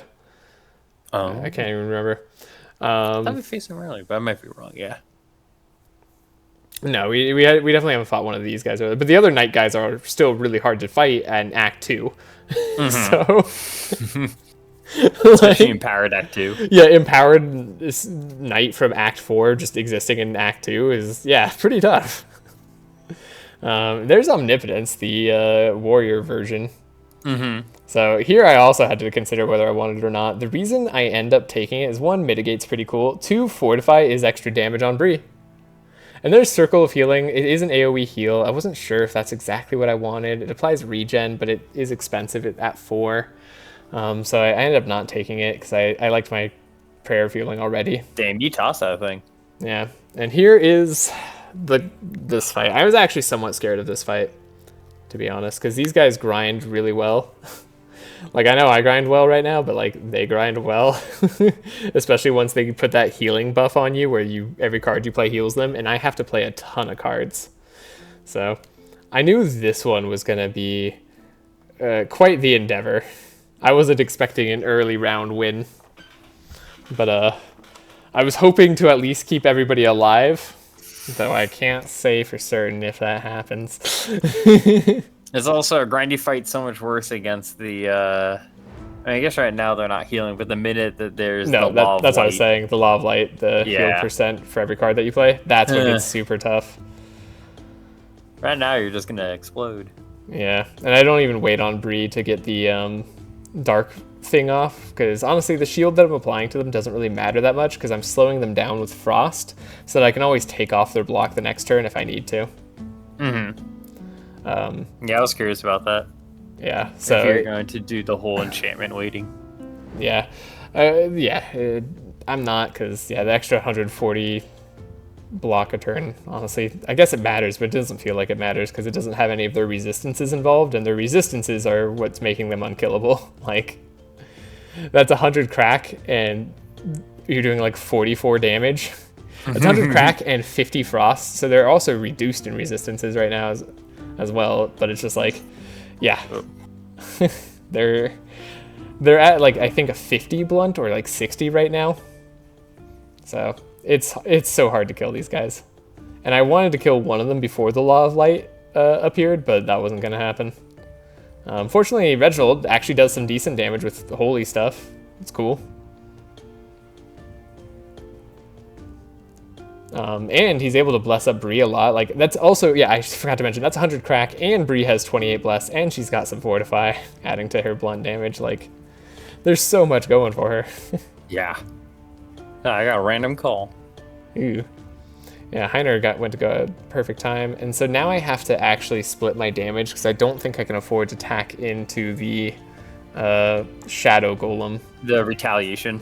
Yeah, the retaliation too much. I mean, I do need to take out his block so that he doesn't one-shot the entire team, but I need to do it skillfully, and I know I have random attacks here, like Winter Orb. You just like quick, I was like, just go for it. I don't know, man. Do I go for it? I do need the frost application. Ooh, that was... So I wanted to get too bad. Yeah, it wasn't too bad. Thankfully, I still have Steel Forge, so I was pretty confident I could survive a little bit. It could have been worse. I was waiting for it to just be like... Yeah, right.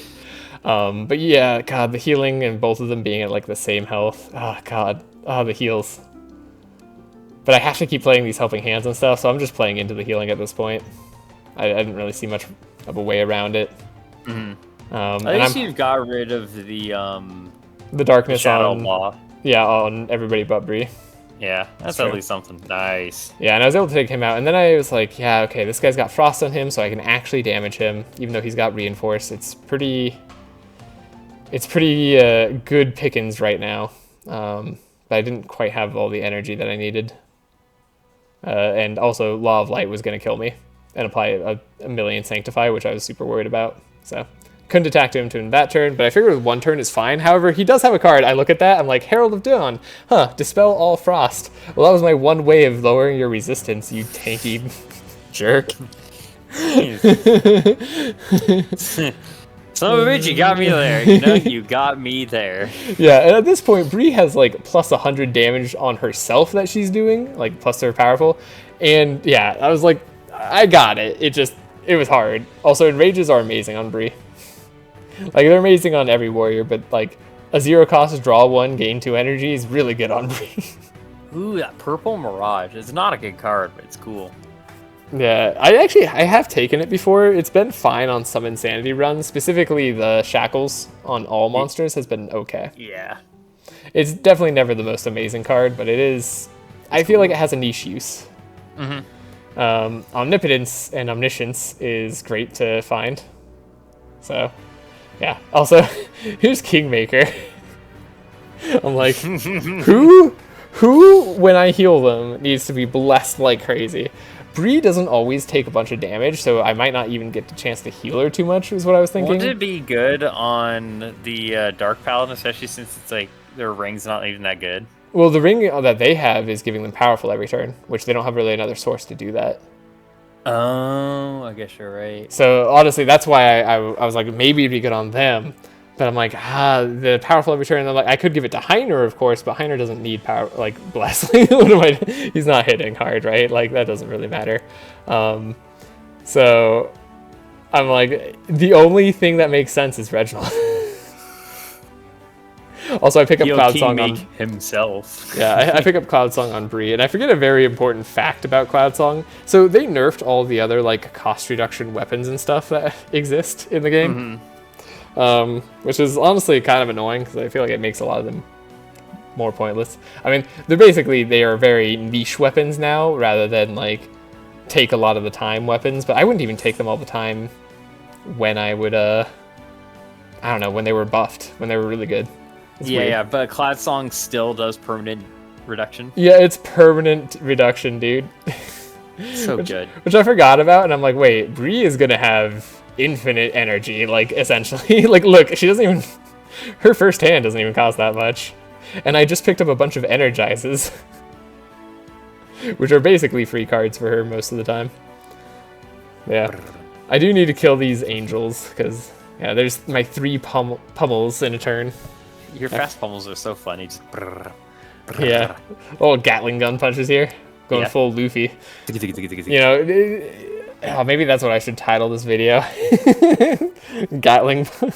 Well, I mean, yeah, it's, Gatling gun. You gotta have Bree with, like, you edit the straw hat on it. Oh, yeah, I have the straw hat plus the pummel. Oh, God, that would be amazing. You're right. Shoot.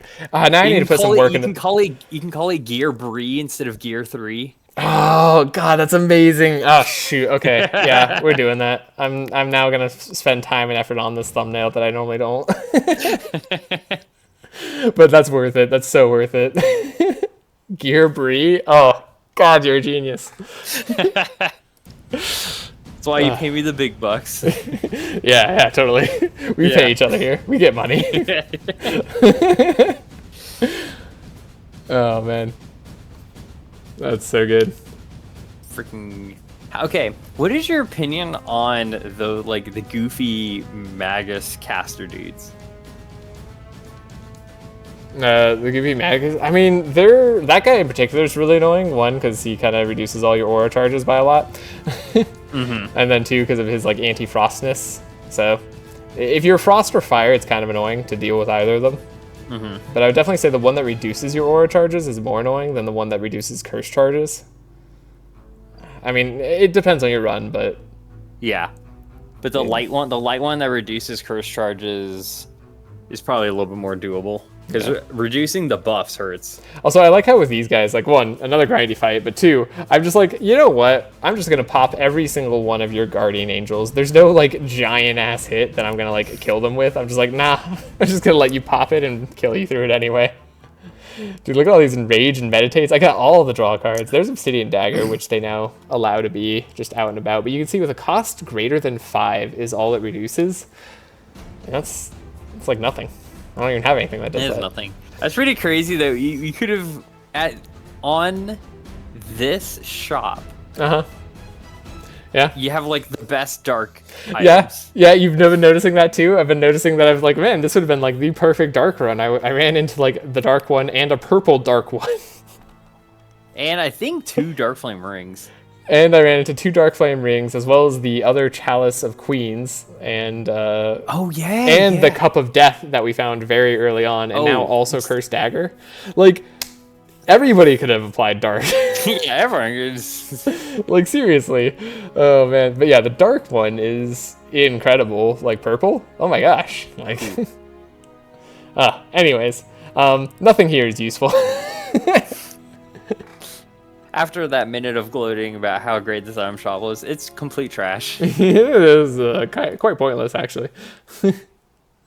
But yeah, here's last chance for upgrades. Got to make sure I have things on the right upgrade path. I'm like, finally, I can upgrade Pummel, which I forgot to do so long ago. Debated upgrading Nightmare, but it only ups the base damage by like 1 on each, so it's not worth that much. Yeah, so it just doesn't, and I could repeat it one more time. I didn't have the energy to repeat one more time most of the time anyways. Didn't feel like it was necessary. I like the give you energy straight away meditation. I thought about upgrading Pummel, but I'm planning to get rid of it. It's now time for me to make these decks as consistent as I can. I did remember to upgrade Push Forward, thank goodness. And I kept Bluff in Heiner's decks, because I actually liked him having Bluff to just deal damage in the late game. Yeah, that makes sense. It's nice having Heiner. Yeah, it's nice having Heiner deal some damage for once. Yeah. Kind of hurts though that you're Mr. Moneybags here. That shop could have been, everything, and it's just like it was everything for the different build. Yeah, pretty much. I mean, hey, at least I have enough money to remove any card. I feel like. Yeah, they saw Navalia, and you're like, "You want dark?" And you're like, not quite. Close. You're close. You're close. And here I was like, I forgot to change the bouncing shield to be out of my deck, so I just get rid of it completely. Just punt this shield off the cliff. Like, I don't want you anymore. And also there, I'm just not taking any more risks with the challenges. Could I have potentially done the every monster gets enraged when I play an attack? Maybe. It would have been a more difficult fight, but... Not sure really what the gain would be. Yeah, the gain was just, score or something. Because you gotta up that score every time. Lucky would be... sad if I didn't at least consider it. Yeah, you weren't high scoring every run. Yeah. You gotta at least consider it, Also, man, I'm free omnipotence because of Cloud Song too. It's just kind of funny. I'm like, man, I'm just drawing through my whole deck. Here we go. I get to play Unforgiving Nature and play a bunch of Pommels and have 5 energy left over. Bree has some good ass items. Yeah, Bree is kitted out.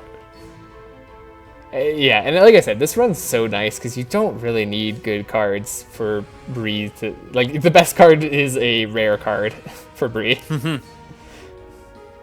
And like the epic cards are nice, but not essential. Yeah. So yeah. Again, the tanky boys are the guys that get left behind because I just can't deal with them. You'll get to them. I'll get to them eventually. And at this point, like, I'm also finishing them off much faster. Like, this is round 2. This is not too deep in. So I'm fairly confident Navalia has got this next turn with Bree. And we'll actually get a good round 3 excellent kill. And also, Heiner's blocking like crazy. Yeah, Bree has basically infinite energy now. That's great. Hey, there's that other grinding wheel I was talking about. Now, Sacred Ceremony. That's a card I completely forgot existed and then realized existed as soon as I saw it here, and was very happy. Okay, you're right. I mean, we haven't done a lot of heals in a long time. You're just like, I know. These are cards? It's the perfect card for him, though. So I was like, damn, I wanted to apply Bless to everybody. It's a heal that stays in the deck. Like, it was everything I could ever want. Like, say less. Yeah, it was great. One last chance to get rid of a card. I take it just because I wanted to consider everything, and then I think I get rid of nothing because I'm just like, I didn't know what to do before. I don't know what to do now. Here's Navalia's text. If anyone wants to pause and read that. That's what we all play the game for, is to get the lore. The lore. The story. I mean, again, I have said it before. I don't think it's bad. It's just, it's not what I played the game for. It's my 16th birthday. That is what I remember about the lore, is that it's the princess's 16th birthday. We never even see the princess. No, we don't. Isn't that why we came here? Do I actually have the right soundtrack playing? Excellent. I'll play this again. So yeah, nice thing about going the slow run also is that all the clones come out first. So I was like, yeah, I'll be able to kill the clones and then everything will be great. But as you can see, it's Heiner's turn. I am not faster on them than them on the next turn. So all the clones get to go. So, it's maybe not good, but hey, I'm powering up. I've got 18 Fortify, 11 Bless, and 12 Powerful on Bree. Where's the smoke bomb or the mass invisibility? Why would you bother? Because it's all you always bother. No, getting rid of all the Fortify on Heiner was annoying, but Heiner has Steel Forge and he has other ways to give himself Fortify, like Entrench, so it's pretty fine. But yeah, I'm not doing as much damage as I hope to be doing to these guys. I was like, the wizard's squishy, right? He doesn't have much blunt resist. The dude starts with a base 50% blunt resistance. It's a very tanky wizard. I don't know what that robe is doing, but like, it's a good armor apparently. It's mithril. Absolutely. Oh man. Oh yeah, I did give Heiner one more damage card. I gave him the blunt damage because I was like, you know what? I regret not having Heiner do something in these fights. Mm-hmm. So, the scary part about this guy is when you get to like the turn 4 or 5 is I believe he does some super damaging spells to like wipe out a person. Yeah, he does like a giant lava, then he does like damage based off of like the burn on them. Yeah, something like that. So thankfully I've kept the burn down, but I know that he hurts a lot regardless. So I was worried about that a little bit, but our resistances are pretty good on Heiner, and everybody else is healthy and getting blocks, so I'm fairly confident we can do it. Reginald's at 44 Bless, by the way. Just want to put that out there. Yeah. And as you see, Bree, like I suspected, isn't getting healed a whole ton. So I'm glad I didn't put the Kingmaker on her and kept the extra crack instead. And I'm doing some good damage, but I had already used my Unforgiving Nature in an attempt to kill the clones faster, which I think was still worth it.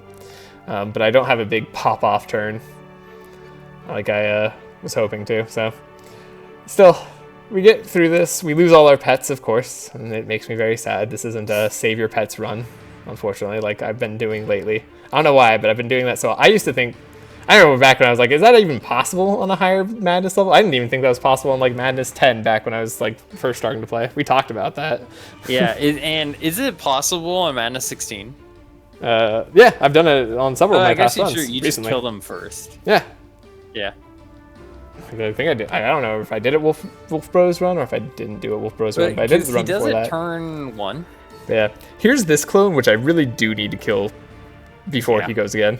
So I have shield bashes, which I'm relying on to like slow him down.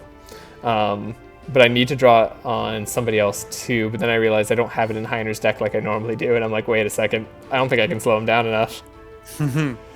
The only hope is that I can frost him, and I do fortunately land a lot of my frost charges on him. So that was nearly all of them. Yeah, I think it was all of them. That's pretty nice. Yeah, so it was good. Very clutch. I'm able to go before he does, so I don't have to lose all my energy and draw, which is nice, because this guy's an absolute jerk. I hate these clones. But now it's time to attack this guy, and this is, unfortunately, the one bad thing about this run is that you have 2 bad turns on attacking the Archon and only 1 good turn. Because this is his turn of blunt resistance.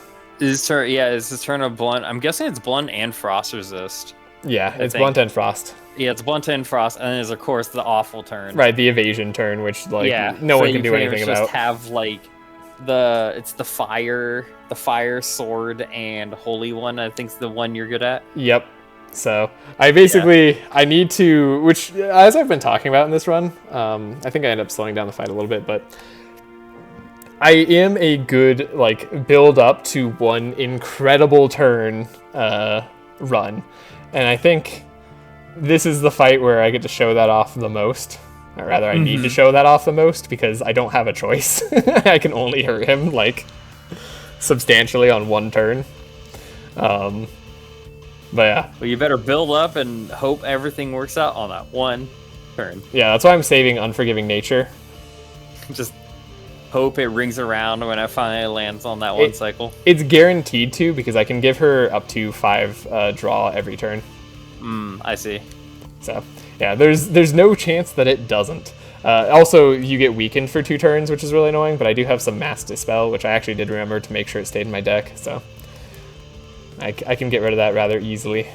But yeah, you can see Bree's deck is, like, mostly free at this point. And I can play Pummel, like, 3 times a turn fairly easily. That's not including me drawing back through my entire deck. Unfortunately, would there have been I could have had card for Bree that is X that you would have liked? Probably not. No, I don't think so. Pummel's just usually better in every way. There is a card that has Overcharge that you can do, but it wasn't good. Now, one of the things that you could have done on this fight that I kind of forgot to do was, like, make sure Bree actually stayed slower than the Archon. Because that would have made it so that I could have 2 turns of attacking him while he's in this vulnerable state, which you can see I'm finally doing damage and get him down to 7,000. I'm like, man, if Navali is doing that great, how good is Bree's turn gonna be? Like, I haven't played Unforgiving Nature yet. I have 34 Bless, 41 Fortify, and 12 Powerful. Do you kill him this turn? That's the question. Yes. All right. Well, let's find out. There's Unforgiving Nature. Oh yeah, that is whew. Nailed it. He is gone. Wait, I thought I had slowed that down a bit. Maybe I slow it down here. But here's my past games. I'm just going in to show off. Yep, you were right. Bree did do the most damage. Honestly, 7,000 of that damage was that turn. So. Damn. But Navalia was doing well throughout. And obviously she did a ton of damage herself, and was of course there's no supporting. like, I know when you go gear Bree, it is insane. Yeah, so that ended up going pretty well. Here's all the run. Here's it is in slow mo. I knew I slowed it down. Okay, so but I didn't cut out the other stuff. But anyways, we'll just wrap it up here as I talk through the end. That pun even works better because Bree even has a gear. I know. It's oh god, it's so good. Okay. But yeah, here it is in slow-mo, but this is actually just real time. Oh man. This game looks awful when you're not playing it at 5 times the speed. Yeah, this is real-time speed. This is real-time speed? Yeah. No, is it? No, this looks like it's slowed down a little bit. No, but I think it is real-time speed. No, it looks like it's slightly slow, right? No. I swear it's real-time speed, though. I think it's just the way it is. was what happens when you look at fast stuff for so long. Maybe. Gosh, yeah, this is crazy. No, this looks like it has to be slowed down. But yeah, and for anyone who wanted to see the crazy damage numbers and everything go off, I'm sorry about the poor cuts on this video. It's definitely clipped into things more than I thought I should and didn't cut out others. But yeah, playing things at 4 times speed, you can see the shield bash was doing really well. The pummel, of course, did amazing. Pulverize did some good damage itself, but nowhere near the same that pummel did. So if you can find another pummel, it's just better than pulverize, unfortunately. At least with unforgiving nature. But yeah, there we go. That is the end of the run. Thanks everybody for watching. Hope you had a great time. I certainly did playing this. This was a very refreshing and nice run to play. Yeah, it is a refreshing run. Did not get a high score. But did get Navali up to rank 12 for whatever that's worth. That's nice. From 0 to 12 immediately. It was pretty good. Yeah. Good first outing with the new character. It was a great first outing with a new character. I really like her design a lot. I like both the new characters' designs quite a bit. I do question whether they both had to be warriors, but that aside, warrior is the best class. So yeah, that's why there's 7 of them. That's why you need 7 of them. Yeah. Now there's so many options for all the warriors. But anyways, thank you all for watching, and we'll see you next time. See you, everyone. Adios. Bye.